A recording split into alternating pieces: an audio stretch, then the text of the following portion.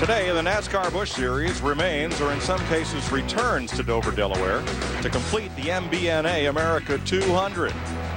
Drivers and teams at the ready to pick up where we left off when rain halted the race Saturday at 28 laps. It is a beautiful day for racing as we get set to resume.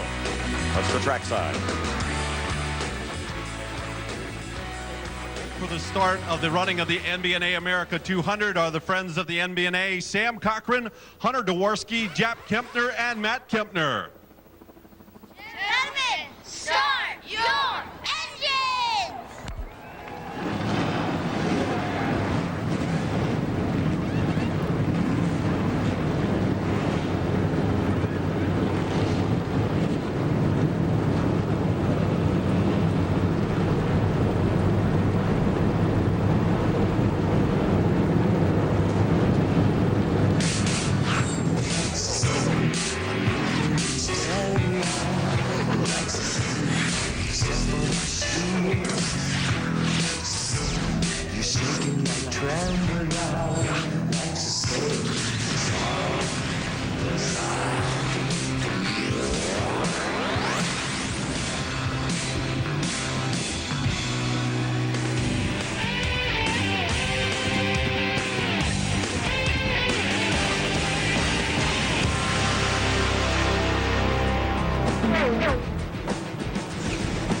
NASCAR and FX welcomes you back to Dover, Delaware on the completion of the MBNA America 200 in front of Miles the Monster. 1 mile around this concrete canyon, and we'll do it another 172 times. Saturday, the race got started under threatening skies, rain in the morning, and didn't go long before contact put Robbie Gordon around on the front straightaway. The race restarted and ran to lap 16, where either Greg Biffle went up or Ron Hornaday came down, and Hornaday goes to the wall in turn number 1. More crashing behind as drivers couldn't get woed up. Ashton Lewis got turned around by Shane Meal and then pile driven by Billy Parker. While the race was under that caution and being cleaned up, the rains came and put us under the red flag. On 3 separate occasions, NASCAR had the track dry enough, but the rains opened up again. Yesterday, Dave Blaney en route to one of his best days ever comes up in front of Michael Waltrip, and when it was over, 18 cars were involved. Red flag there. But that wasn't all. Casey Mears dropped oil in turn 3. Half a lap later, Casey Kane got into it, and so did most of the rest of the field. When it was over, Mark Martin had won his first race since May of 2002. Some of the Busch teams stayed over for Monday. Some went back to their shops on Saturday and came back here this morning. Dick Berggren there with the race leader. Well, on Saturday, when the heavens opened up and the rain came down, NASCAR impounded the entire field of Busch cars. No one was allowed to get anywhere near them until this morning. Mechanics were allowed today to check the air pressure, change it if they wanted to, lift the hood, fire up the motor, put water in the radiator if they wanted to, but that was about it. No performance adjustments were allowed of any kind. So these cars right now are exactly the way they were when the race was stopped on Saturday. Mike? Thanks, Dick. So NASCAR will treat this just like a red flag during the race day with the race resumed. Cars stopped and impounded. Nothing allowed to be done on the race car. But Larry, since we red flagged this race, we've run a 400-mile race with the Nextel Cup cars, and we now have a very warm and a little bit muggy day. Very unlike when these cars were last on the track. So what will that mean? Yeah, I mean, they've had a 48-hour red flag period. And as you say, in that red flag period, oh, by the way, they ran a 400-mile race on the racetrack yesterday. But what's been going through these crew chiefs' mind? You think about Harold Holley, Bobby Hamilton Jr. Looked like he's going to be the car to beat. What he's been thinking about, he even stayed here yesterday and watched this race and then went and looked at the racetrack after the race. He's thinking, is my car going to be as good as it was on Saturday? Then you've got cars in the back of the field. They've had 48 48 hours to think about maybe changes they can make on this first pit stop. Then you've got teams like Ron Hornaday and Ashton Lewis. Even though they couldn't work on their car, they've been building pieces to put on those cars where they can complete this race. The teams that are in the hole are teams like Greg Sachs, Shane Meal, Billy Parker, and Jeff Fuller. Since their cars were retired, officially withdrawn from the race yesterday, Saturday, they're not eligible to now make repairs and compete. So when the yellow flag waves, it'll be just as if we're picking up from a red flag on the same day. Steve Burns? Well, Mike, Matt Kenseth has 2 wins in this series on the Monster Mile, but as of late, the Monster hasn't been very nice to Matt Kenseth. Now, yesterday, Matt Kenseth was running in the top 5 during the Nextel Cup race, got in some oil and crashed. He was not very happy about it. I just spoke to him a few minutes ago. He's still not happy about that situation from yesterday. He feels as though it could have been avoided. Now, last year, Matt Kenseth led 179 laps here during the same event and was leading with just 14 laps to go when he lost control of his race car. So he's anxious to extract a little revenge himself out of the Monster. He will restart today in the 14th position. Mike? Thanks, Steve. Bobby Hamilton Jr. is our leader from David Green, Jason Leffler, Johnny Sauter, and Greg Biffle will be the top 5. There's Martin Truex, who is 6th. Kyle Busch, Tony Raines, David Stremme, Kevin Harvick are the top 10. Justin Labonte is 11th, ahead of Mike Bliss, Todd Bodine, Matt Kenseth, and Kenny Wallace. And again, just like any other red flag situation, first time around the pits are closed, and then they will open, and for the first time in 48 hours, as Steve pointed out, these teams will be able to make some adjustments and get ready for a brand new day. Yeah, I mean, I talked to a lot of crew chiefs this morning, Mike, and we still have basically about 37 cars still on the lead lap. Now, they only have 9 laps on their tires, but the concern, those tires have been heat cycled, and they've been sitting in that garage area for 2 days. Now, NASCAR is still going to throw a caution, a competition caution about lap 45, but I still think we'll see most of the teams come to pit road on this caution for 4 tires and adjustments. Today, it's just over 70 degrees, a much nicer day than Saturday or Sunday, and a lot of sun putting heat in the racetrack. Well, that's the thing. Yeah, I think the big difference is right here in this track temperature from Saturday, but this is a concrete racetrack, and we continue to note the fact that concrete is not as sensitive to air temperature as an asphalt racetrack. One of the cars damaged in that second caution, Ashton Lewis, although the pits are closed, they're in early. They have been looking at that race car. They've not been allowed to touch it, but they've been fabricating patch panels to try to get that car halfway competitive for the balance of this race. Well, they better get off pit road in a hurry, because here comes the whole field. The pits are open. It looks like everyone on the lead lap will come to pit road this time. Let's go to Steve. And Jason Leffler is on pit road. Right side tires going on the 00 Chevrolet of Leffler. They will take 4 tires on this stop. Booty Parker's crew completing their service. Robbie Gordon pitting right behind him. And he's got a clear shot down pit road. Dick. And Bobby Hamilton just messed up big time. The leader has lost the right rear tire. He did not park the car properly in the pit. The red mark was apparently too far back. Now Hamilton is trying to back up through traffic as cars are leaving. And a disastrous pit stop for the leader just then. Yeah, I mean, not only are they going to have a tough time, he's back in his pit box and they're jacking it up. They may very well get the tire on, but look at all the damage right there on this quarter panel, and possibly damage the brake rotor, possibly some mechanical damage as well. Huge mistake by that team on pit road. They had the best car on Saturday, but a lot changes in 48 hours. He's going to get off pit road before the field comes around. There you see his right rear tire that ran off, but the question would be how much damage is to that car. So he's going to go, we know, at least from 1st to about 37th on that mistake. Pit stops continue. Hermie Sadler coming in. Ashton Lewis was in for some repair. Gus Lawson in the 10th coming back in. Robert Presley has assumed the lead of this race in the Clorox 27. Hamilton's going to come back around. Unlike the the Nextel Cup teams that are mostly comprised of full-time team members, here in the Busch Series, a lot of these teams use part-time help on the weekends. Fellas that have a regular 5-day job during the week. For that reason, there are some new people over the wall today, and there are even some pits that are not fully staffed with equipment. We see a couple of pits don't even have a toolbox there in the center. Now, Kyle Busch missed his pit stall and is just coming out. So it's a strange restart to this race as Bobby Hamilton Jr. is back in. They check things over and send him away. Well, I think this just goes to show that red flag for 2 days just broke these teams' rhythm, broke the driver's rhythm and these pit crews' rhythm. Here's the initial stop. Now, Bobby Hamilton did what he was supposed to do. His signal to go is not someone telling him to go. It's when the jack drops. The jack dropped by mistake. Bobby Hamilton Jr. goes. Green flag to restart, beginning lap 33. Robert Presley from Asheville, North Carolina, veteran of this series.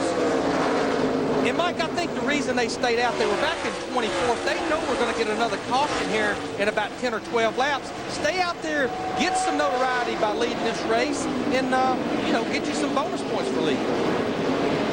Car number 10, Gus Wasson, ran the stop sign at the end of pit road. Black flag on that car. Another car he's got a lot of heat from right now is Paul Menard, that 33 car. That's another car that elected to stay out. And in the car behind them, Jamie McMurray in the 1 car, he was back in 16th position. Another car that opted not to come to pit road on that last caution.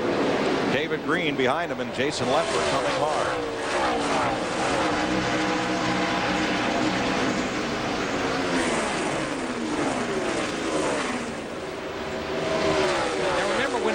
Was displayed, these teams could work on their cars. Ron Hornaday in the 2 car. Turn 2, Larry. Justin Labonte is in the wall. Caution is out. Oh, and the 4 car just missed him, Mike Wallace, and went sideways to do it. And we're under caution for the first time today, actually the 3rd time in this race. And that's a shame. Justin had a great qualifying run on Friday, qualified 11th, and was running in the top 10 until he got shuffled up after those pit stops.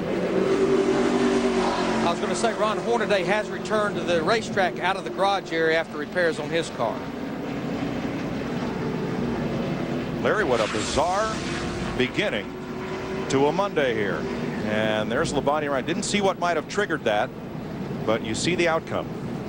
And you're right. Bobby Hamilton Jr., the 25, Kyle Busch, the 5, the 4, just Mike Wallace just barely got through. Let's see how this starts. Well, we don't. We see Mike Wallace avoiding it. Yeah, I mean, he had his hands full just trying to get that car stopped and keep from spinning out himself. Back from Michael Waltrip. He was on the outside of Casey Atwood, and the car just got away from him there. Yeah, we even saw yesterday, Mike, where we maybe only had about 2 grooves of racing. He may have been too high. The car just came around with him. 3rd caution of the MBNA America 200. Robert Presley's your leader.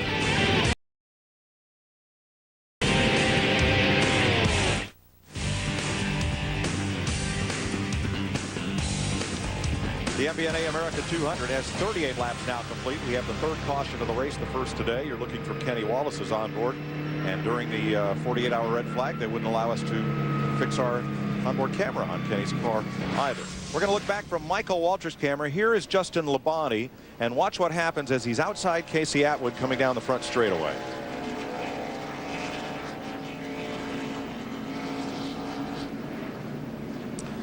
Yeah, you can see how black the racetrack is where Casey's running on the bottom, and up there where Justin is, it's a lot wider, not any rubber, just not a lot of grip up there, especially here in the early part of this race. Kenny Wallace.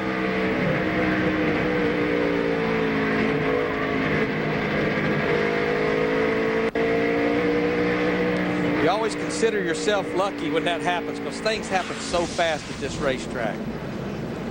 Not a lot of damage to Justin's car, but we're going to want to have a look at that. It might be difficult to refuel that car, Larry. Yeah, and he's back out there. He did lose a lap, so he's in 36th position. We have 35 cars on lead lap. Gus Wasson got the car back on the lead lap. Dick Bergman? Mike, it's going to be more than difficult to refuel Justin Labonte's car. It's impossible to refuel Justin Labonte's car. The sheet metal has essentially closed off the area where they put fuel in it. He did lose that lap, as you mentioned. The spoiler's flopping around back there. Labonte has really got his problems, but so has Kyle Busch, who cannot hear the crew. He's having trouble with his radio. They are going back to the old school of communication with a hand on top of the door, tight, hand on the A-post, loose, and all that sort of stuff. So this is a very ragged start to what on Saturday before the rain looked like a pretty smooth race. Dick, I wonder at age 19, has he ever raced with hand signals like that before? You know, I mean, that's old school. Well, we'll see. We'll see how it works out. And I tell you, just looking at Justin Labonte's car, yeah, fuel in the car is a big problem. But as Dick pointed out, that left rear spoiler, you can't drive a car like that. So they've got to try to fix both of those problems. See, there's left rear spoiler. That thing needs to at least look like this one over here. Well, it has to be on the car for NASCAR to allow him to leave his pit, and it's on for now.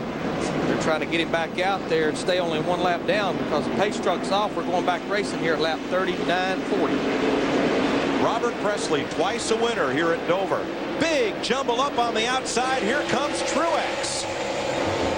Caught him napping. And you can pass to the right-hand side once the green flag's displayed. It don't have to be at the start-finish line. Truex and Robbie Gordon both got a really good jump on the outside. David Green in the 37 car tried to make a run to the inside going into turn 3, but that was give and take right there by David Green. He let Martin get back to the bottom of the racetrack in the 8 car. Whoa, around goes Sauter, and he gets collected by Stremme. I believe Moore's going to get involved. Oh, yeah, Nemechek. Mike Wallace. Andy Ponstein. Kyle Busch almost heavily involved, but he gets through, I think.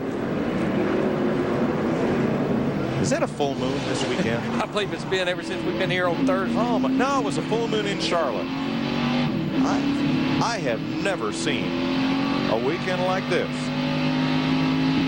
Since this caution flies at lap 41, NASCAR has canceled the competition yellow. They were going to throw at lap 45 to allow the teams to check their tires and all. There's David Stremme. There's Joe Nemechek.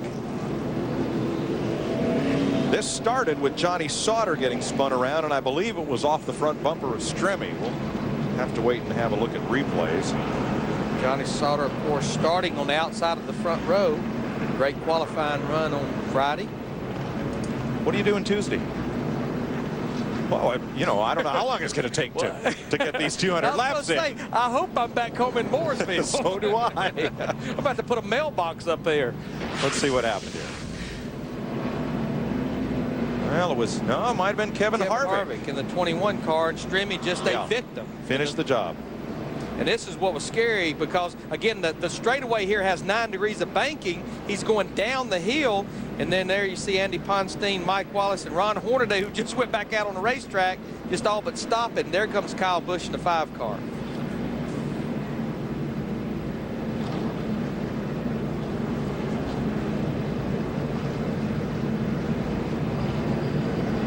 Now, one of our point leaders was out in front of this, Martin Truex. The other was behind it, Kyle Busch, because of that pit road miscue. There's Kyle in the 5, the lowest car coming through. Let's ride with Mike Wallace. And remember, he just got through that last caution with Justin Labonte up in 1 and 2, but he didn't get through this one. Slowed down to miss the wreck and became part of it. J.J. Yaley, MBNA on board. Going to the high side. He just ran out of racetrack up there. And then ran into Nemechek. And David Stremme.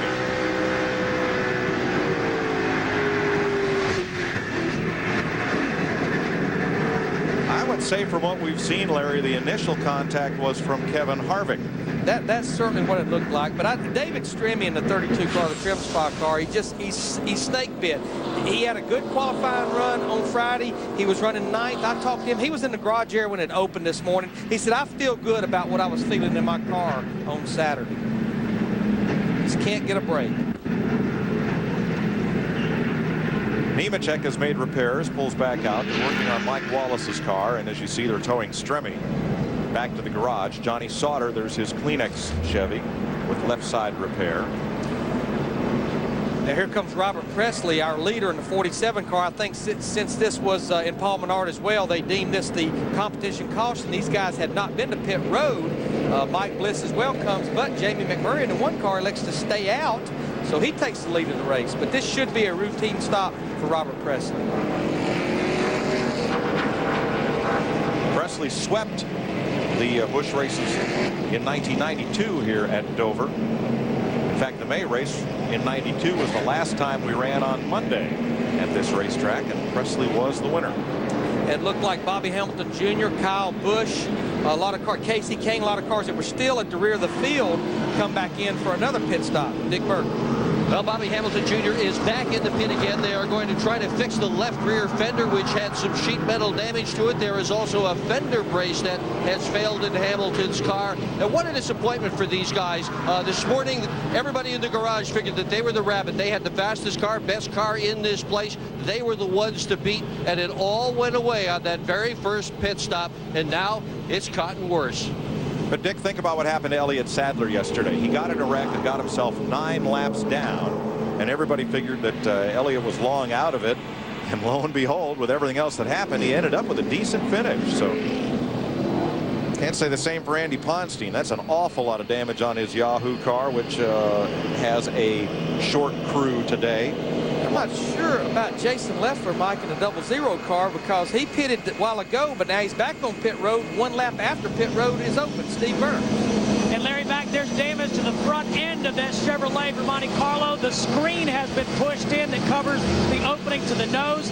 Jason is concerned about the temperatures going up, the water temperatures. He said it was up to 255. So Booty Barker wants to make sure that it's not impeding the airflow, which would run to the radiator and make this engine run hot. Yeah, I mean, now would be the time to fix that. I know they hated to give up that top 5 running position, but now would be the time as you see all the damage there to the radiator open.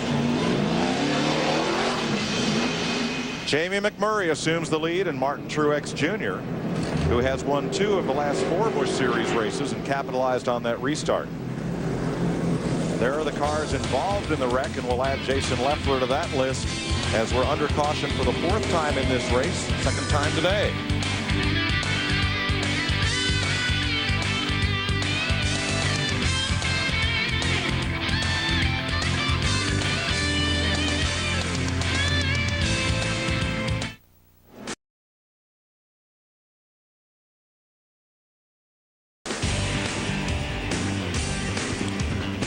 Getting set for the restart with Truex starting 2nd and Kyle Busch restarting 25th. The point lead would flip-flop once again. Jamie McMurray. James Finch, Miccosukee Gaming Dodge is the race leader as we go back to green. Truex 2nd, David Green 3rd, Robbie Gordon, Greg Biffle. What are the point leaders' problems at this stage, Dick Berggren? Well, it's a laundry list. Kyle Busch has got all kinds of problems. The radio continues to not work. The crew cannot hear him. He can hear them. They believe, based on his hand signals, that the water temperature is above 250 degrees. They have flat-spotted tires. NASCAR has given them just 3 tires. The only ones you can get free when you flat-spotted tires are the ones that go flat.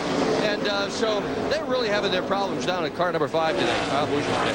Of course, Dick Berger talked at the beginning to show all the things that NASCAR would allow these teams to do, and installing the new radio was on the list of things they could do.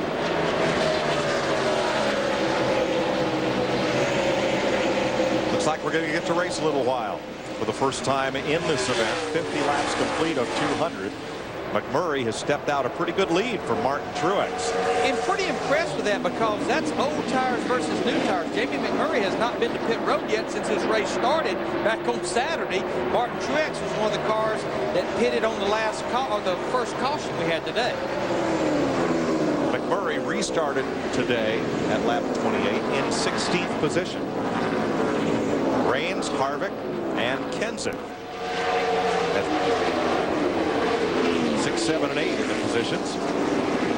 And that's Johnny Sauter's car, lapped after bringing out that caution.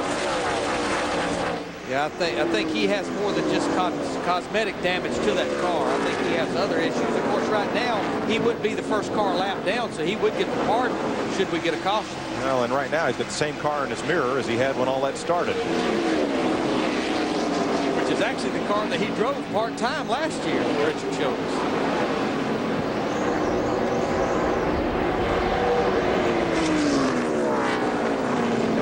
Go ahead. Well, I was just going to say, when you look at Jamie McMurray, Mike, I mean, this is only his 4th Busch start this year. Pretty good numbers. He has a win, he has a second, and it was leading the race at Richmond last month when he blew a right front tire. So what few starts he has, he's definitely been one of the cars to beat. Mark McFarland in the Tommy Baldwin number 6, the Hungry Driver car. Several drivers auditioning in these races for a long-term shot at that ride. Jason Leffler trying to come back up through after that stop with a damaged nose on his car, the 00. And Casey Kane, who came so close to winning when he got into the oil, broken oil line apparently on Casey Mears' car. Casey Kane was leading less than 20 laps from victory, and his car ended up in a heap when he ran into somebody else's trouble. And I was a little concerned because even though he's young, when he got out of that race car yesterday, this is a hard hit. This is not concrete walls. This is steel walls. And I bet he's a little sore this morning. Yeah, he had a little pronounced limp when he climbed from the car. But here he comes in the 38, the Great Clips car. He's trying to put the move on Paul Menard. This is for 23rd. Robbie Gordon right now in the 55 car, he's up in 4th, and we talk about a lot of curveballs that this rain delay get for these race teams. Robbie, they're actually supposed to be in at Finion Speedway in Sonoma, the road course, testing the Cup car tomorrow. So this is a little bit of a curveball to him. Remember, Robbie skipped the last 2 Busch races, but he's still 11th in the points, only 19 points out of 10. But the future of him running all the races in the Busch Series is still unknown. Greg Biffle trying to run him down and pass him. And here is Kevin Harvick trying to hold back Matt Kenseth. Kenseth dips his Ford underneath Harvick, and they've run this way the last 2 or 3 laps. Matt's been unable to make the pass. Steve Burns. And Mike, Larry Mack was just talking about teams testing. The 21 team will leave directly from this race and fly to the Kentucky Speedway. Well, they'll test for 2 days. In fact, they won't even go home. They'll go straight from Kentucky to race at next weekend's event in Nashville. Long week on the road due to the rain out. Yeah, I mean, these teams have to be in Nashville on Thursday for inspection for the race there next weekend. Right now, Matt Kenseth is 17. His car is better than Kevin Harvick. He just can't complete the pass on the bottom. And it's holding Kenseth up. Casey Compton is about to join that duo and bring Michael Waltrip with him. Kenseth just can't complete the pass. Yeah, Kevin Harvick in the 21. We see the battle for the lead on the left there with Mark Truex Jr. in the 8, all over the back of Jamie McMurray. But Harvick's getting that good run on the high side. I think Jamie McMurray knows, hey, this guy caught me. He's got better tires. I'm not going to push the issue this early in the race. McMurray crashed out at Richmond, but the other Busch races he's run this year, he won Rockingham and finished second at Lowe's. Thing for Martin Truex Jr. right now in that 8 car, leads that lap. That's 5 bonus points. And remember, he came in here second points, 38 points behind Kyle Busch. 61 laps complete. Martin Truex Jr. from nearby New Jersey is the new leader in the MBNA America 200.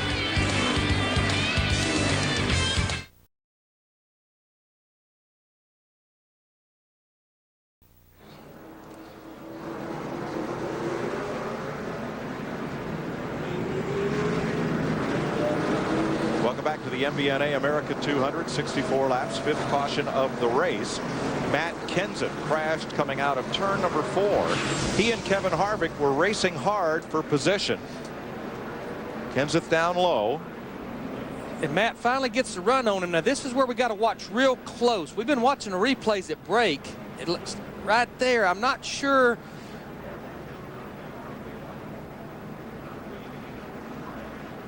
I think he just got him loose. He just got him loose right there at one of the worst parts of the racetrack, and Matt just could not get it straightened up. I'm glad we looked at that replay close.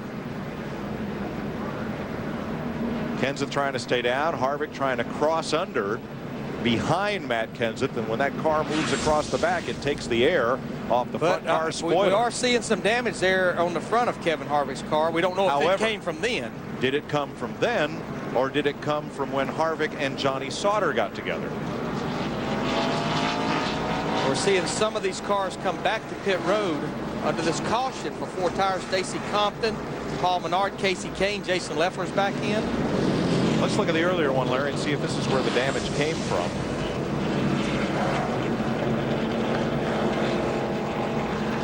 Yeah, I think that's where the damage came from. You know, hopefully we'll get to interview Matt Kenseth, and he will confirm what we thought we saw there. I don't think Kevin Harvick got into it.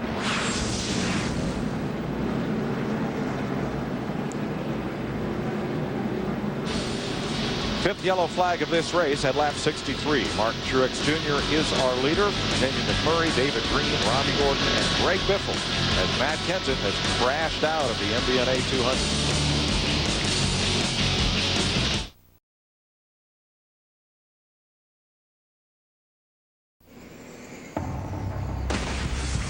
Tuesday night, TV's best cop drama. Emmy winner Michael Chiklis stars in an all-new episode of The Shield. Tuesday, 10 p.m. only on FX. Gritty and gripping. Quite a show. Quite a show here as we struggle toward 200 laps. Since we restarted, 3 caution flags, all for contact. Matt Kenseth, the latest victim. Here's Steve. And we're walking with Matt Kenseth. Matt, it's been a frustrating couple of days for you here at Dover. What happened today? Yeah, you'll have days like that. You know, I was just racing Kevin real hard, and my car was loose underneath him like it always is, and got to run a couple times and couldn't quite clear him. And that particular corner, I thought I had a run good enough to clear him, and I don't know. I haven't seen it. Maybe I didn't. I'd get real loose off forward when I was underneath somebody, and I thought he slid high enough up the hill where I got in the gas, so I'd have to get in front of him, and you know, I don't know. I must not have enough room. Thanks, Matt. Saw right there. He's led a lot of laps here, but 4 career DNFs. Just has a tough time closing the deal. A lot like Jeff Gordon was glad to get out of Lowe's. I think Matt Kenseth's glad to get out of Dover. Kevin Harvick being admonished by NASCAR, asking him to settle down. We had a lot of those admonishments yesterday in the 400 here. Dick? Flag flew. Bono Mannion asked his driver Martin Truex, who is currently in the lead, how the car was. Truex did not respond for about a lap and a half, so Bono asked him again, how's the car? Another long pause, and then Truex just said, real good. They thought about pitting just now, Mike, but they made the decision to not do that. They don't want to get back in traffic. Their worry is that they could get goes on a long green flag, which so far think that's going to happen, but they are worried about the possibility they get a long green flag and have to pit under the green. That's what they don't want to do. Well, he might not have answered him the first time because, you know, it's hard to talk with a mouthful of crackers. Yeah, I don't agree with not pitting there. I mean, I agree with not pitting. With 30 cars on lead lap, with what we've seen, you don't want to be back there in the eye of that storm. And Johnny Sauter at 27 did get the free pass back on the lead lap. We're going to restart to begin lap 70. Martin Truex from Marietta, New Jersey, who came out of the Busch North Series, came to the attention of DEI with a kind of a rental ride opportunity and quickly became their full-time Busch driver. And he is trying to win this championship, trying to retake the point lead from another rookie, Kyle Busch. No, we've not had any long green runs, but 70 laps into this race, they're still pretty impressed with that one car. Oh, Hornaday keeps it down. I believe he's going to get going, so we stay green. We don't see a caution, no yellow.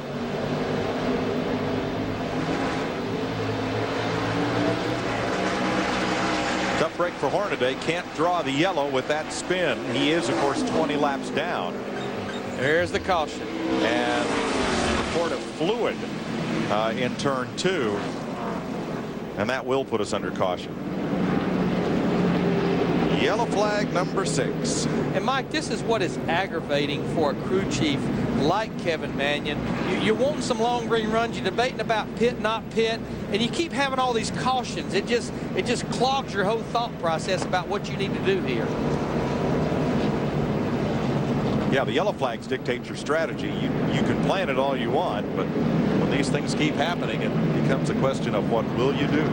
And we talked on Saturday, these teams can run about 90 to 100 laps on fuel, so we're nowhere near the window that could get them to the end of the race if they pitted right now for a full tank of fuel.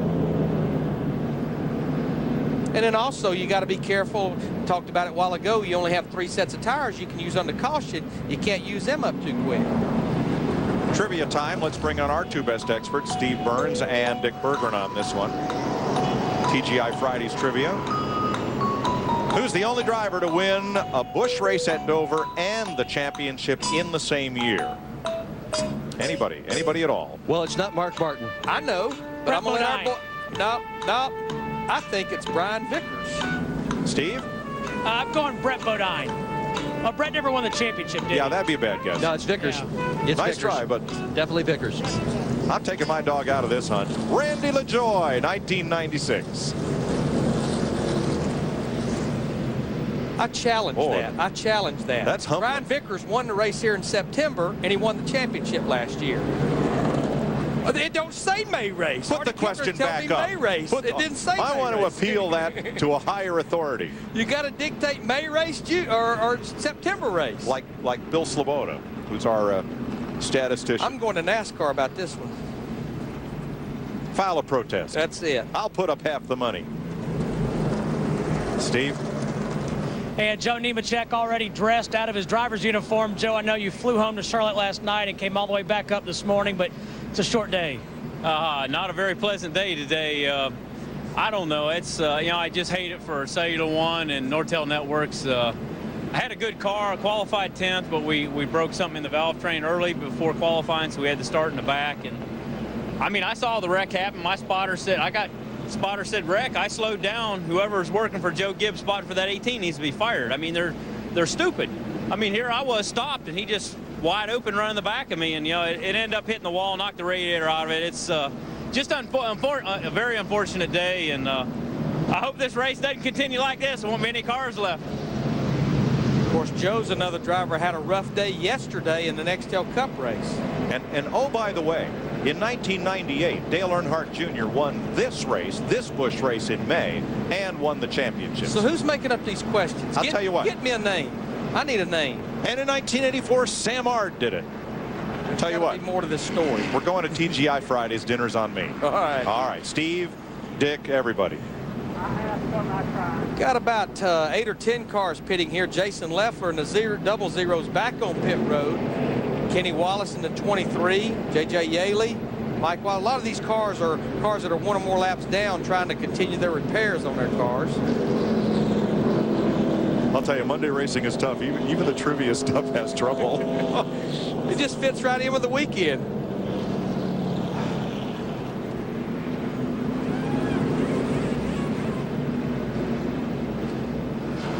Let's go to, Jason Leffler's team. They've got attorneys on board. You see the taillight panel? Jenkins and Jenkins. It's, we'll hire them. They'll get to the bottom of this for us. There's more to this story, as DW has taught me. And Darrell would be with us today, but he's the Grand Marshal at a church charity golf tournament on Monday, so hope he's not losing too many of those autographed golf balls. Oh, I guarantee he is. Steve. And down here in the garage area, Mike, brass and sheet metal, springs, parts everywhere here on David Stremmy's race car. David, a lot of damage to this race car. What happened? I don't know. It all started on the restart. Somebody spun the tires or missed a gear or something, and I went to the outside of the 21, and we got through 1 and 2 all right, and we got down here in the 3 and 4, and I don't know if the 27 got loose or if the 21 got into 27. I don't know, and I just felt like I was a victim. I was on the outside just along for the ride then, and I mean, I feel bad for everybody at Trim Spa and here at Braun Racing, because we had a really good car and we're in a tight point situation where we could jump up to 11th, but we'll probably go back down now. So we'll just have to see what happens. How frustrating is this for you as the driver, David? That's pretty frustrating because I couldn't really do anything. When you're on the outside here and so many things happen so fast, and Johnny starts spinning, and I don't know, it's pretty frustrating because we had a really good car. This is one of my favorite cars, and I was hoping to take it to Nashville next week, so we'll have to get us another Trim Spa Dodge and go at it next week. All right, good luck. Let's go to Mike. Martin Truex Jr. will lead the back to the green flag ahead of Jamie McMurray, David Green, Robbie Gordon, and Greg Biffle. 4 starts here for Truex. He's looking for his first Dover victory. And in fact, this is the first time he's ever led a Busch Series race at Dover. Riding with Michael Waltrip for this restart from 8th position. Green flag. They have no lap down cars to contend with on the inside. Jamie McMurray in the 1 car now. We're quite sure he has not been to pit road. Lap 76. Talked about teams can only run about 90 to 100 laps on fuel, but we've had 41 laps of caution. That buys you another 20 laps of time on the track on fuel.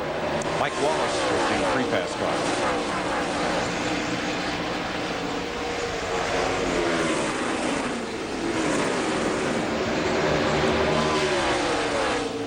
There's going to be one more pit stop if we can keep everybody out of harm's way for the next 122 circuits. 11th place, Jason Keller with Mike Bliss behind. Bit of crash damage repair on the Rockwell Chevy. Now, Mike Bliss in the 20 car, he's one of the cars that has pitted since that pit stop that most teams made back on lap 30, so he has a little fresher tires than these guys right here. And in Jason Keller's pit, the 22, Greg Pollux, the car owner, his wife Julia's mother passed away over the weekend, so our condolences go out to their family. There you see what we thought to be 2 of the best cars in the race, at least when this thing started on Saturday. Bobby Hamilton Jr. in the 25 car, who was leading this race when we restarted, and then Kyle Busch in the 5, our points leader. They are working their way back up to the front. They are now in 14th and 15th position. Oh, Kyle loosens up. Hamilton goes by.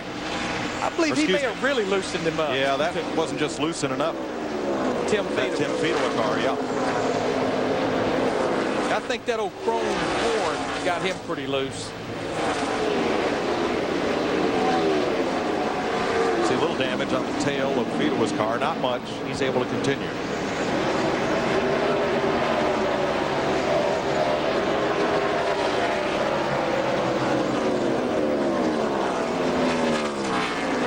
Up front, Greg Biffle for 4th, pressuring Robbie Gordon. I'll tell you a car I've been watching, Mike. We're riding with him right now. Michael Waltrip in the 99 car. He's in 8th position. Didn't have a very good qualifying run the other day. 33rd. His car is really quick through the middle of the corner. A lot like Robbie Gordon. The status of this team, they came in here 3rd in points. They're going to run Nashville. They're going to run Kentucky. Milwaukee is the unknown, but I think today and the next week or two will dictate that.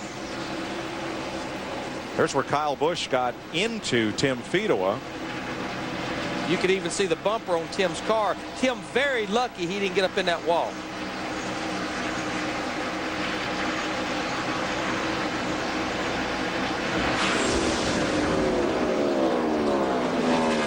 We're on the verge of having the longest green run that we've had this entire race right here.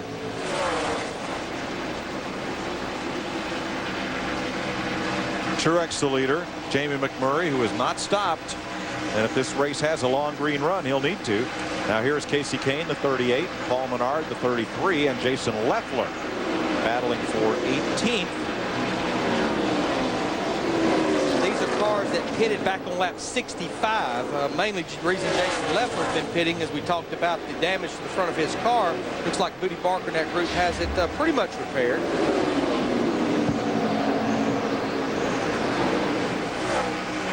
Jason Leffler in a 00. He definitely was one of the better cars in final practice on Friday afternoon. Qualified back in the 3rd position.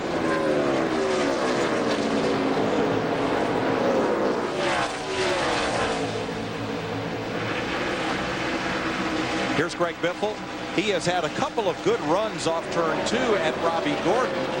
And once just barely got alongside, but not enough to try to steal the spot.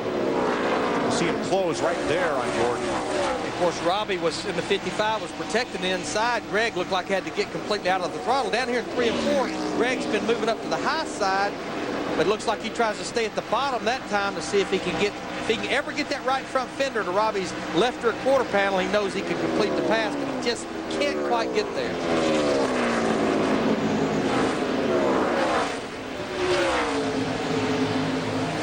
about Greg Biffle, Dick?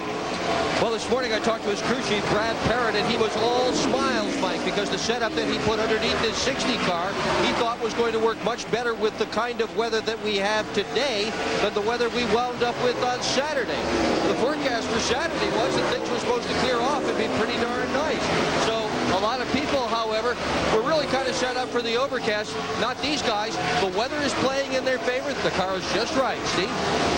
Dick, as Mike Joy just confirmed, the one car, Jamie McMurray, has not pitted yet. Their car is loose right now. He's got a little bit of a gap between he and the 37, but when cars do get behind him, he gets even looser.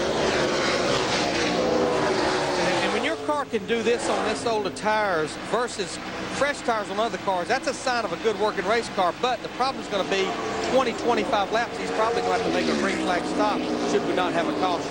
Greg Biffle has passed Robbie Gordon, and that's for fourth. Remember what happened to Biffle on Saturday when this race initially started? He and Ron Hornaday got together. That brought up the caution that led to the red flag for rain.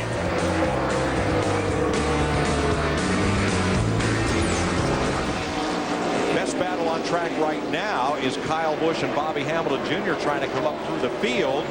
Just in front of them, the 31 with its new driver Todd Bodine has gone past Michael Waltrip. Here's this crowd that we've been watching. Casey Atwood trying to hold off Busch and Hamilton, who after pit miscues are working their way back up front. It's like Kyle Busch in the 5's been poking the hole. Bobby Hamilton Jr. in the 25's been going through it to complete the pass. It's been going on about the last 10 or 12 cars that they have passed. Oh, Atwood had a little loose and catch it. Slide up the hill there. He's going to fall into the clutches of Mike Bliss. And Robert Presley coming back toward the front, one of this race's early leaders. Well, we're closing in on halfway, folks. Bet you thought we'd never get there. It's 8 laps from now, and car number 8, Martin Truex Jr., is in the lead.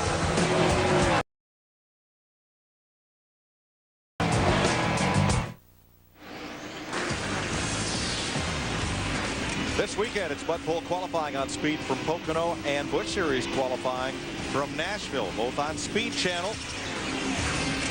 Next Saturday, Nextel Cup practice on FX and the Federated Auto Parts 300 right here on FX Saturday night. On Sunday, it's Fox Sports Net for NASCAR this morning, and the Nextel Cup race from Pocono presented by Subway on Fox, 1 p.m. Eastern Time next Sunday. A lot of racing all across the Fox networks. And to get your Speed Channel on your cable system, there's a number to call. The call is free.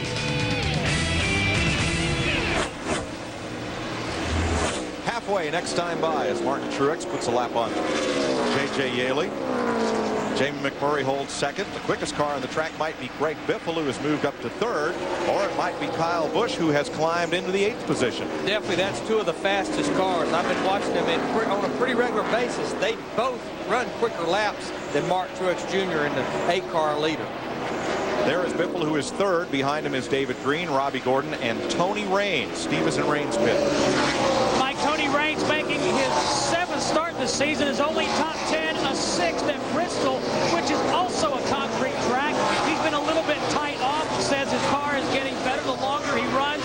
An interesting note, the owner of that race team, Bill Baumgartner, has won here 3 times as a car owner, and he's tied for 2nd with the most wins with some guy named Darrell Waltrip. Here's Kyle Busch and Bobby Hamilton Jr.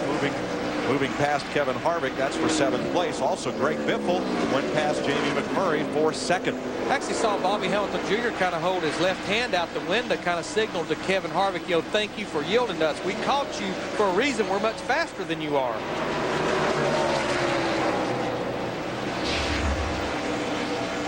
Martin Truex Jr. in 8-car, the leader now. We definitely have the longest street run we've had now. He's starting to get into some lap traffic.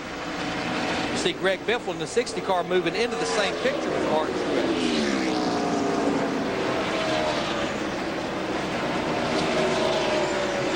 Three laps complete at Dover of 200. Here's our MBNA mid-race summary. 4 lead changes, 6 cautions for 42 laps. 26 drivers, or 25 now, are on the lead lap. It's a 1-second advantage that is shrinking. 5 different drivers have led this race. 4 lead changes. You know, we've been talking about Jamie McMurray, who has now fell to third place in the one car. He has not made a pit stop. We're lap 104, 105. We're probably about 5, 8 to 10 laps before he makes a green flag stop. Now, Jamie, of course, ran the Nextel Cup race yesterday. We talk about the entrance to pit road. This entrance is one of the most treacherous pit roads. There's the commit line, the commit cone right there. And we saw Ryan Newman yesterday in a 12 car, a veteran, get in trouble. And this is it right here. It's very slick down there. First, Tony Stewart, you see, he completely missed the entrance to pit road, had to make another lap. That probably maybe cost him the win. But right here, Ryan Newman, he hits the commit cones hard into that wall. This is one of the most treacherous pit roads there is to get on under green. There's that stack of tires that protects the end of the entrance to pit road. 106 laps complete. David Green has caught McMurray, whose tires must be just about done, Larry. He has used all there is there. And again, the biggest thing he's used up is that tank of fuel. That'll be the reason he has to come to pit road. But he's definitely starting to pay the price, because right now he's probably a huge break for Jamie McMurray. Turn 4, Gus Wasson has bounced off the wall. 7th caution of the race, comes out at lap 108. And that sigh of relief, not only from Jamie McMurray, but his crew chief, John Wolf, the one car. RaceGirl.com, GoRaceGirl.com Chevrolet brings out the 7th yellow of the race. The 77 of Brad Teague will get the free pass. And Mike, the great thing about Jamie McMurray and their strategy right here, they're sitting in third, is I think here with about 92 laps to go, all the leaders will come to pit road to possibly get that final set of tires and fuel. We can go the distance from here. Greg Biffle was the fastest car on this green flag run, along with Kyle Busch and Bobby Hamilton, who have climbed up to 7th and 8th. There's Biffle in 2nd, behind Martin Truex. And this is where Harold Hawley, the crew chief of the 25 car, he goes to those pit crew members right now and says, look, shake off what happened earlier in the race. We need a good pit stop right here. Martin Truex ran 2 Busch North races here, finished 3rd and 19th, and as we documented, has 4 starts here in the Busch Series. Dick Bergman? And he is preparing to come in and make a pit stop, Mike. The biggest problem he is experiencing with his car is that, well, same thing happened to Dale Earnhardt, his team owner, yesterday. The car is bouncing around on the racetrack, and they're not exactly sure what they're going to do to try to fix that. Other than that, the chassis seems to be just fine. And as we saw yesterday, I think you've got to be very careful about taking air out of these tires. It's like this tire construction does not like low air pressure. Steve? Thanks, Mike and Larry Mack. I'm listening to Jamie McMurray, and they're talking about that very subject, how much air pressure to take out. He's a little bit loose. And again, there's a lot of discussion about air pressure and wedge adjustment and just exactly how much of an adjustment to make. Well, you know, with the harder tire that we ran here last year and years past, you could get by with lower air pressure. But because this is a softer compound, it likes stiffer spring rate, which in turn likes more air pressure in it. I think we saw it with the trucks on Friday. They went to open seating for today's race for the limited crowd on hand Monday. And where they've all congregated, turn 4, Calamity Corner. You got it. Most of them watched yesterday's race. All right, pit stops for the lead lap cars with 90 laps to go. Steve? Mike, they're going to put a set of scuff tires on the one car of Jamie McMurray, a set that already has a couple laps on him. Mark Reno, the spotter, just counted McMurray in, and they're going to make a wedge adjustment. The wedge wrench is in. 1 round for Jamie McMurray, and come around to the left side of the tires. Jack going up on the left side. Left side tires on. A little bit of a problem on the left rear for Jamie McMurray. Long pit stop. We go to Dick Bergman. Well, it's a good pit stop right now for Martin Truex. A little bit slow on the Jack, getting the car up on the left side. Chris Crumley, the new tire changer up front, and the 55, Gordon, has beaten Truex off pit road. Again, some of these teams are using part-time help, either borrowed from one of the Nextel Cup teams or bringing some folks in, because there are a lot of part-timers in this series, folks that have day jobs during the week. But we've been seeing that all year long with Robbie Gordon's Busch Series pit crew. I mean, they'll come in third, they'll go out leading the race just as they did then. But yeah, that's going to be costly for Jamie McMurray, and he almost had another catastrophe as he pulled out of his pit box, almost got into Kenny Wallace. Very narrow, tight pit road. Long stop for Paul Menard. Had some trouble in the pit. The car was jacked up on the left side for quite some time. Lap down cars will pit, and so will we. Watching the NASCAR Busch Series on FX.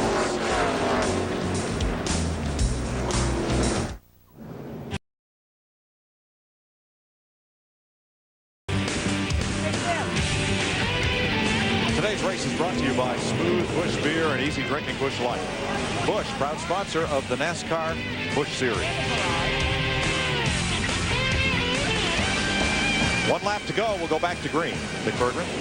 Kyle Busch still can't talk to his crew, Mike. The radio's still out. He can hear them. And it's interesting to hear what they have come up with in terms of a way to communicate. Small, medium, large, extra large. If the change wants to be very small, Busch puts the car down on the bottom of the racetrack. A medium change, why he's up a little bit further on the racetrack. We would assume, therefore, if the change needs to be huge, he's going to run right up against the wall when the yellow flag comes out. He's still playing the game and tapping on the roof and tapping on the A-pillar to tell him what needs to be changed. Wow. But you know, that's a sign of a championship race team right there. They're making the best they can out of a terrible situation.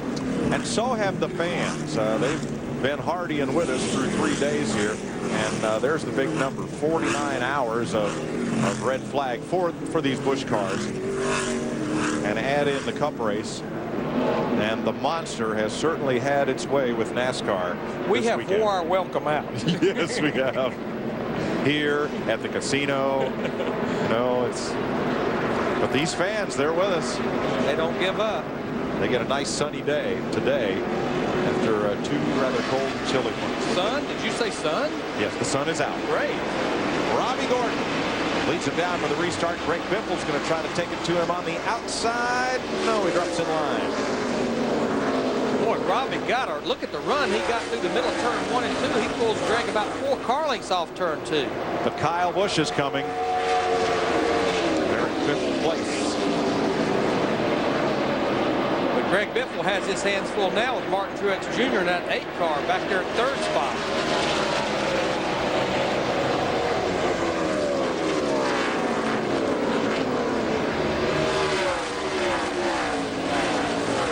Another car that's coming back there right behind that red and white car, Bobby Hamilton Jr. in that 25 car. Remember, leading this race when it was red flagged on Saturday, had the disastrous pit stop and went back under caution before the green flag.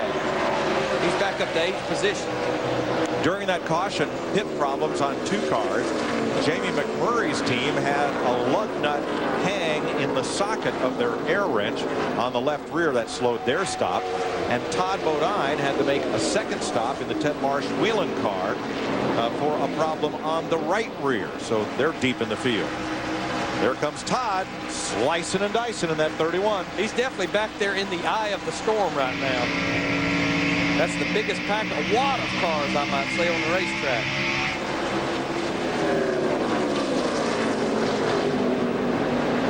Here's what happened to Jamie McMurray's crew in the pit. Watch the left rear wheel. Had a pretty good stop going right here. They were doing everything they needed to do. He pitted shallow in the box, not to get blocked in. But you can see him beating the air wrench on the ground, trying to get the socket, the lug nut out of the socket. It just won't come out. He finally gets it out.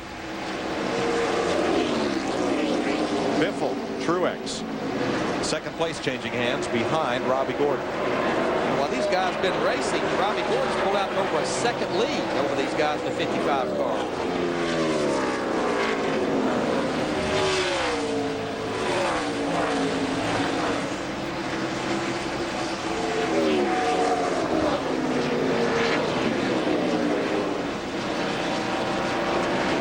Biffle's dropped the spot, Dick. Anything wrong? Ooh, smoke. Well, he just from got on the Gordon. radio, Mike, and told the crew that the car is a little bit loose. He has been, oh boy, big problems on the racetrack. Robbie Gordon's cut down a tire and he nearly lost the car. It looks like the right rear is flat, Larry. Yeah. you know, I believe the track bar has broken that car. It's what holds the rear end in the center of the car.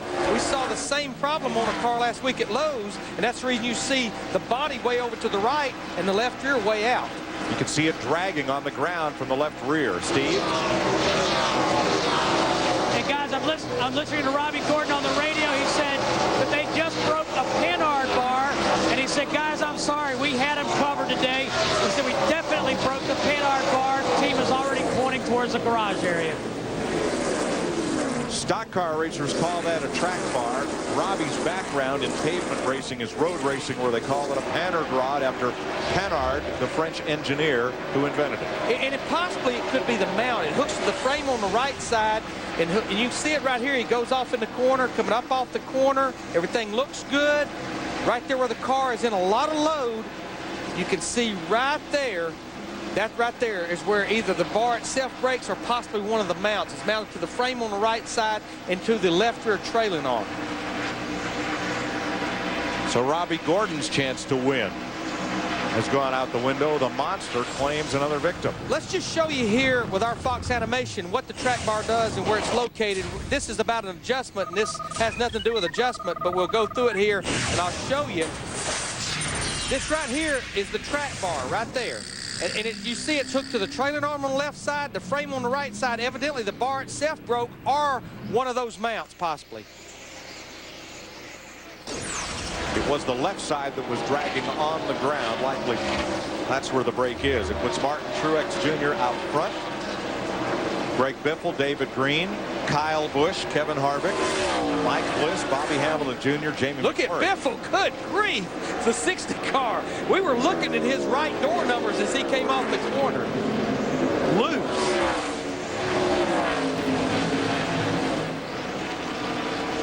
And he lost a lot of ground to David Green in the 37 car when he did that off turn 4 the last time. Well, Matt Kenseth's Ford was loose. Greg Biffle's Ford is loose. And if he's loose, when David Green in 37 gets close to him, he's going to be real loose as you see him closing in. Takes the air off that rear spoke.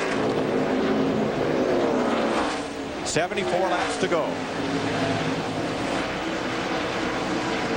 David Green on the charge, has the inside, and looks like Biffle wisely is going to let him go. Yeah, he said, if I was that loose by myself, I do not want him tucked up behind me. And he's going to have another car tucked up behind him here shortly. The 5 car, Kyle Busch, is coming. The lead is a bad place to be. Robbie Gordon leading breaks, and Greg Biffle leading running for the lead, gets slideways there.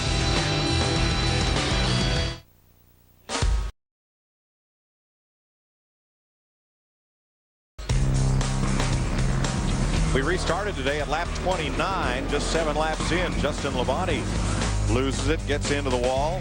Kevin Harvick gives a little tap there to Johnny Sauter, and Sauter wrecks. Lap 64, Matt Kenseth was not touched by Harvick, but went up and into the wall. Lap 73, that's Ron Hornaday losing it, but no caution. Lap 109. Gus Wasson up and into the wall. And then Robbie Gordon, while leading, breaks a track bar and somehow holds onto the car, but not his chance to win. Steve? Mike, Robbie Gordon just out of the race car. Robbie, we can hear the disappointment in your voice talking to your crew. And you said you broke the Panhard bar leading this race. Yeah, very disappointed for Fruit of the Loom, Chevrolet. Everybody involved had a great race car today. Disappointing. Do you know how it broke, Robbie? A weld broke. We didn't touch anything on there. Didn't hit anything all weekend long. So pretty disappointed. We had a great race car. RCR guys gave me a great pit stop and put us out in front. Track position means so much. And we took off there. Thought we were going to have enough, but unfortunately came up short again today. Good luck next week. Thanks.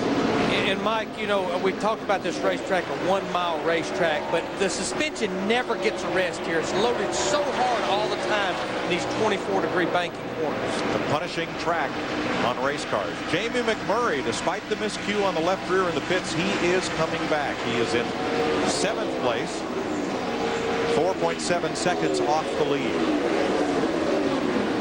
Martin Truex Jr. has about 0.8 of a second on David Green now, with Greg Biffle holding on to a very loose race car in third. I've been watching David Green, though, slowly but surely he's been reeling in Martin Truex Jr. That car seems to be pretty good here. I think they made the right adjustments on that car. This car was a brand new car that was just barely finished. They just barely brought it here untested, set a new track record in qualifying the other day on Friday. Green's car has looked right around the bottom of the racetrack and stable all day. And the most impressive thing about that race car, they were terrible in final practice on Friday, and they made wholesale changes to that race car. Pretty good when it started Saturday, pretty good today. Dick Burton. Well, I've been walking up and down pit road, Larry McReynolds, and I asked about Martin Truex, whether he had enough fuel to make it. Bono, his crew chief, said sure do. Went to David Green's pit, and they are in an absolute panic down there. They don't know if they've got enough fuel to make it. They don't think they do. Biffle's pit said yes, they do have enough fuel. So number 37 right now running in second spot may well run out of gas before we run out of laps this afternoon. Back straightaway, 49 car slows Derek Cope after contact from Kyle Busch. Looks like he's going to get going again without any further incident. Busch just swept up and into him coming off turn 2. Truex trying to expand that lead. It's 0.9 of a second now over David Green. I mean, talking to all the crew chiefs the other morning and again this morning, most of them told me they could run about 90 to 95, close to 100 laps on fuel. In fact, Kevin Mannion, Martin Truex Jr.'s crew chief, told me easy 100 laps. They pitted on lap 110 with 90 to go. We had a few cautions before the restart. I would think that most of these cars should be able to make it. 2 Busch Series regulars out in front. In fact, 4 of the top 5 are Series regulars and not the Bushwhackers.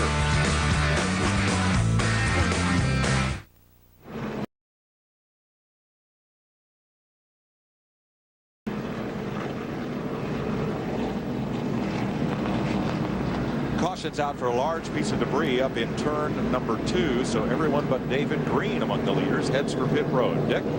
Well, David Green's crew at first thought they did not have enough fuel to make it all the way. They recalculated, arrived at the conclusion that they did have enough fuel. Jason Ratcliffe, crew chief, made the decision to stay out. They did not want to lose track position. Biffle, on the other hand, and Truex, who had been right in that mix of the top 3, have both pitted, and they are both leaving pit road right now, Mike. Biffle and Kevin Harvick stayed out. Excuse me, David Green and Kevin Harvick are the ones. And I picked up on a couple of others that stayed out. Looks like possibly Tim Fedewa and Johnny Sauter stayed out. But Steve, how come Kevin Harvick stayed out? 29 laps on their tires. Larry Mack, I was listening to the conversation between crew chief Ricky Byers and Kevin, and Ricky said you'll have 55 laps left. How do you feel about staying out? Harvick said, I feel okay. They then talked about doing what the leaders did. Ricky said, Kevin, I'll let you make the call. He said, get ready, guys. And at the last second, Harvick decided to stay out. This is his decision not to pit. Well, we know if your car's working good. We saw Jamie McMurray run 100 laps a while ago and never go worse than third. So they got a good handling car, which I think they do. They may be okay. And yesterday we saw Mark Martin win after not pitting on the final caution flag.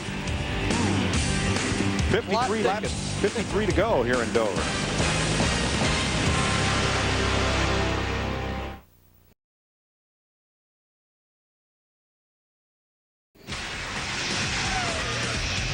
The only reality show that dares to follow the drivers beyond the track. NASCAR Drivers 360 presented by Toyota, an FX original series. You may have seen it during our red flag coverage on Saturday.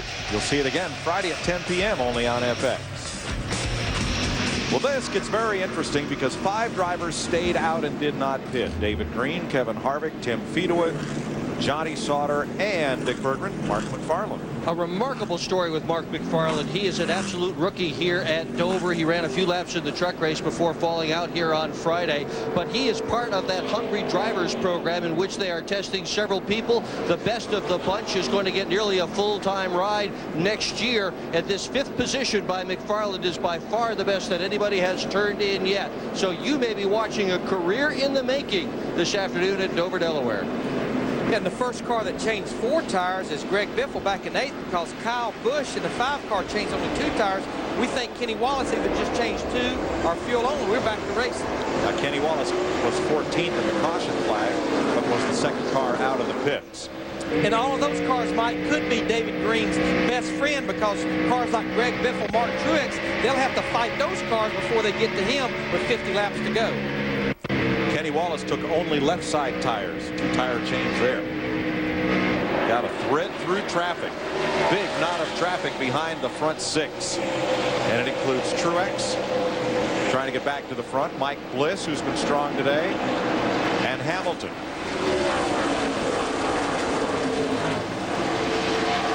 Larry, you just got to tiptoe through there. I mean, you do. I mean, this racetrack is such a hit your mark line sensitive racetrack anyhow, and you try to do it running 2 and 3 wide.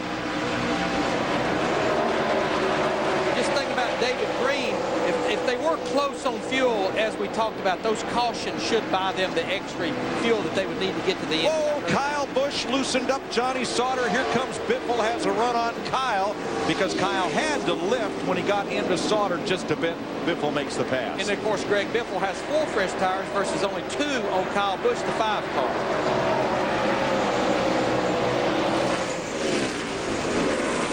Yeah, that move, it bought a position for Kyle Busch to the 27 car, Johnny Sauter, but then he lost it back to Greg Biffle because it broke his momentum. Truex working on Kenny Wallace now, turn 3. Tucks the nose down low. Now he's got room. If there is a car out there that wants to see these last 46 laps go without a caution, it would definitely be David Green, our leader in the 37. So he's starting to stretch it out on Kevin Harvick in the 21. Mark McFarland's strategy did not play out. He's drifting back in the field. McMurray and Keller just got past him. Truex underneath Sauter. That's the position.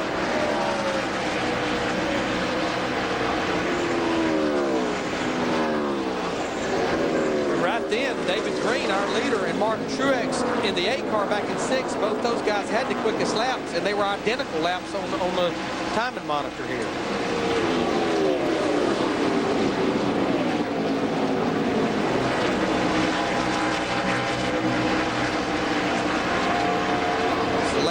Kevin LePage, Martin Truex just went by, and here you see Jamie McMurray in 1 car. I've been watching Mark McFarland in that 6 car you were talking about him. He has a tire rub on the left front, Mike. And there it is. A little bit of rub as the nose settles off and goes off in the corner. Todd Bodine underneath McFarland, moving up 1 notch. That'll be for 17. See the left front banged in right there when he goes off into the corner and the car travels. That's when it really rubs. You see the smoke right there in the middle of 1 and 2. Leader David Green by a full second over Kevin Harvick.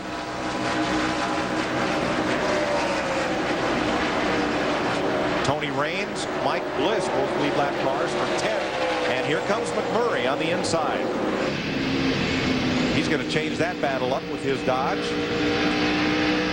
I think now that we're 2, 3/4 the way through this race, we definitely have 2 distinct grooves of racing these guys can get in right now, unlike before. Here's the battle between the first and second guy in the points. Martin Truex Jr. in the 8, Kyle Busch in the 5. This is a battle for 5th.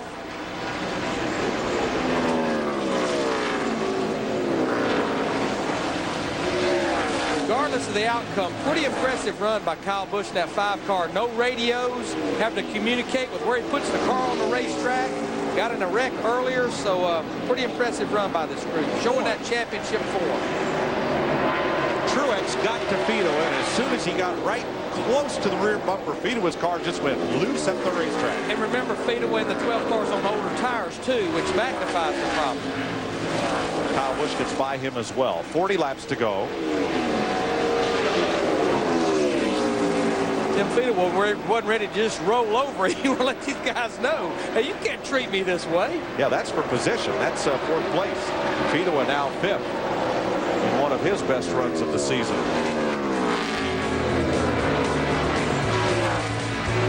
David Green has now opened it up. 1.4 seconds on Kevin Harvick, who's getting pressured by Greg Biffle.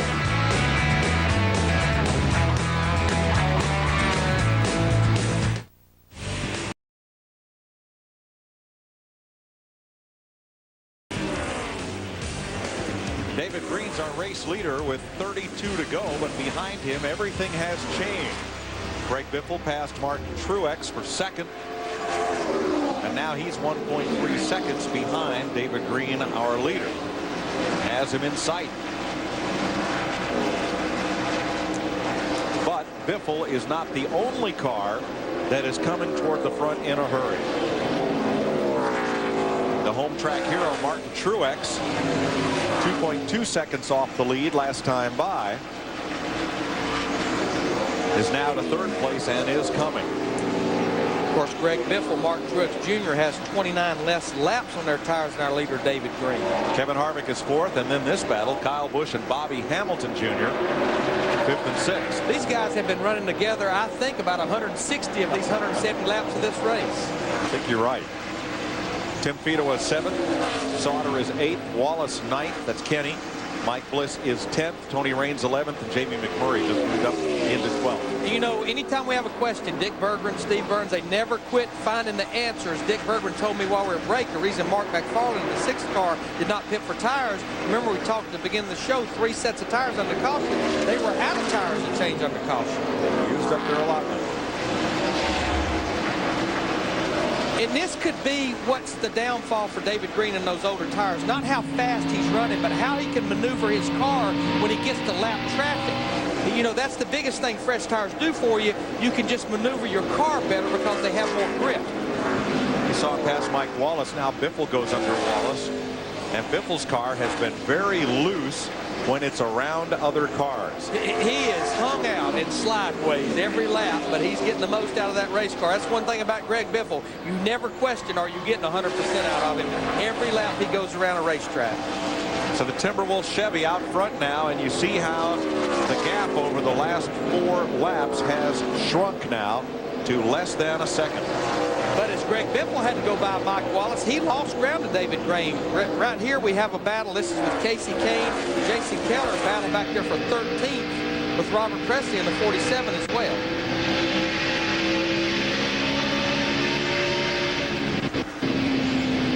The Busch Series moves to Nashville next Saturday night, but stays on FX, 7:30 p.m. Eastern Time. We remember how exciting the end of that race was back in the spring. Wow. Michael Waltrip wins the race. He was running 6th when they took the white flag. You just never know. He was the first car to pop out of the wreck when the first 4 wrecked. The first car out of there. Greg Biffle has knocked it down to 3/4 of a second. That's David Green's lead right now with 25 to go.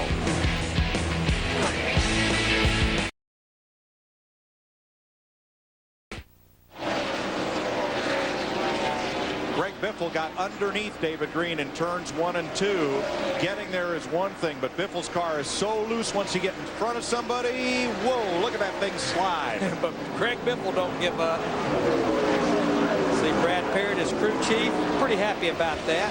Again, I think the biggest difference there was 29 laps fresher tires on Greg Biffle than David Green in the 37. The problem Biffle's going to have now is that Martin Truex is the fastest car on the racetrack, and if he can get to Biffle in the remaining laps, that could be trouble. Dick? Well, Brad Parrott is his crew chief, and Brad, that car has been a handful all day. Can your driver, Greg Biffle, hang on? Oh, yeah, that's Greg Biffle right there in that 60 Charter car. Man, I want to thank the whole team. What a team effort we've done today. We got a little loose on that last set of tires, and the car's awesome right here. We dropped the track bar and did a little air adjustment, and this team's a ticket, and we're going to win a lot more races. And there's 15 to go, but don't count us out till the end. And what this team has an abundance of, and you just saw it there, is enthusiasm, Mike. They bad want to run up front and win. They've had a lot of tough luck this year, but there they are. Greg Biffle 15 laps away with a 1-second lead. Casey Kane, though, will be the first to tell you that that's not as safe as you'd think it is. Remember yesterday. So we'll take a break and be back for the finish of the MBNA America 400. You're watching NASCAR on FX.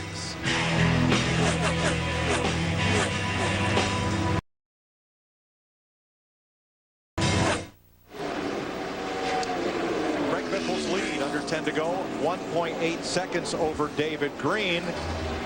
David Green, though, is holding Martin Truex off by about 0.6 of a second. Truex is trying hard to close. Dick Berggren. But Truex is having problems, Mike, with that number 8 automobile. The problem Truex is faced with is that the car has gone tight on him as a result of a big hole that has been punched in the headlight area of the right front fender. So he's struggling out there in third spot. Of course, if that car is pushing there, you see the hole right there. And, I mean, that really takes front downforce away. He's still running quick laps, so he's one of the quickest cars on the racetrack. When he gets to David Green, that takes the air off the nose and magnifies that push. And he is 2 David Green, but has just 6 laps to go as Greg Biffle is vanishing from his 2 closest contenders. But, Mike, I think this is where Martin Truex Jr. in that group, this is where they need the big picture race. A 3rd place finish today. They've led a lap. They came in here 38 points behind Kyle Busch. Kyle Busch is 2 positions behind him right now in 5th. That 3rd place finish is not looking too bad right now as we have 5 laps to go. There is Kyle Busch running in 5th.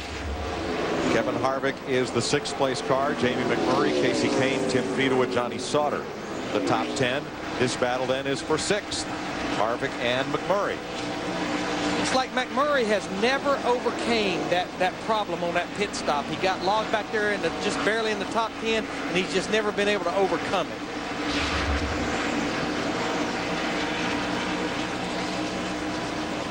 The 9th place battle's a good one back behind this group. Tim Fedewa. It's more than a battle. It's a quad. It's a war.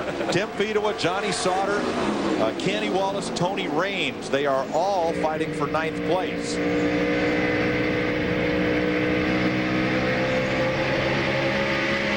But meanwhile, back at the ranch, Greg Biffle's going to have 2 to go. He just cleared, I think, the last lap traffic he'll have to contend with.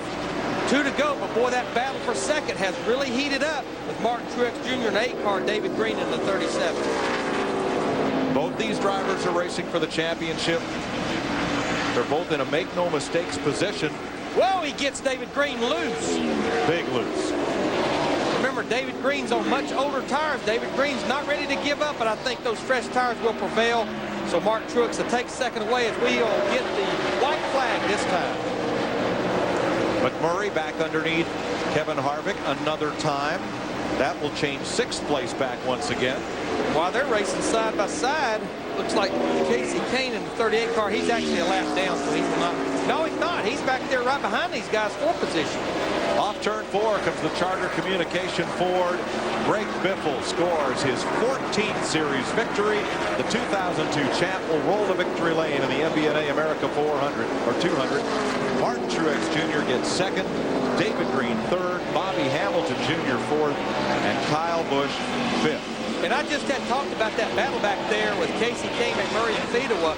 Casey Kane beat McMurray back to the start-finish line to finish 7th by about the width of a front bumper. Steve Burns in the winning pit.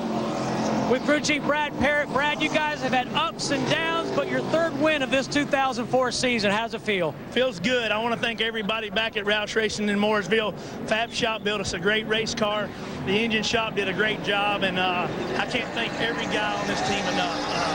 Yeah, we have fought our ups and downs, but Jack Roush, and I want to thank Whipple for giving us that setup for Mark's car yesterday. And Charter team's awesome, and there's another blown tire on the 60 car. Come on. That's quite a burnout. That is. He's an awesome driver, and, we got to keep giving him good race cars. There's some rumors out there about Greg Biffle, but he's with Roush, and he's going to be with Roush for years to come. All right. It was a sweep here at Dover for Roush Racing. Mark Martin wins yesterday, Mike. In that burnout, Greg Biffle wasn't any more sideways than he's been all day, Larry. That's about the truth. But it don't count now. We'll go to victory lane with Greg Biffle next.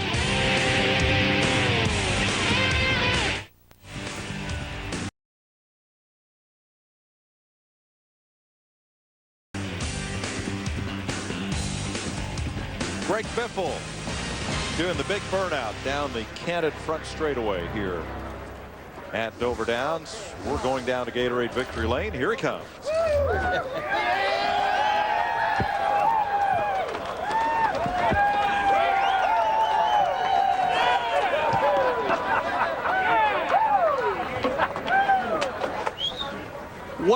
what a weekend you have had. Let's take a look at the door of this thing. Go, look at this.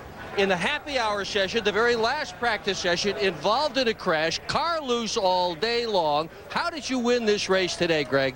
Well, I tell you what, Brad and these guys did a great job on the charter Bass car. It's pretty awesome. I need to apologize to Ron Hornaday and Richard Childress. You know, I got in the back of their car early in the race on Saturday and certainly didn't mean to. I thought he's giving me the bottom and feel real bad about that, but I'm excited about how good of a job these guys have done for us. This thing, just all the sponsors, you know, Coca-Cola, National Guard, and Subway, everybody's just been behind us the whole way. How did you hang on to that thing when it was so loose? And him talking me into... That's Brad Parrott, yeah, crew chief. Just take it easy, take it easy. And it's so frustrating, you know, because you're just on the edge of your life out there. The car's so dang loose. But we made some adjustments. The guys lowered the track bar and put some air in the right front, and boy, she took off there. Congratulations. A great run. And by the way, the 9th win for crew chief Brad Parrott. Steve?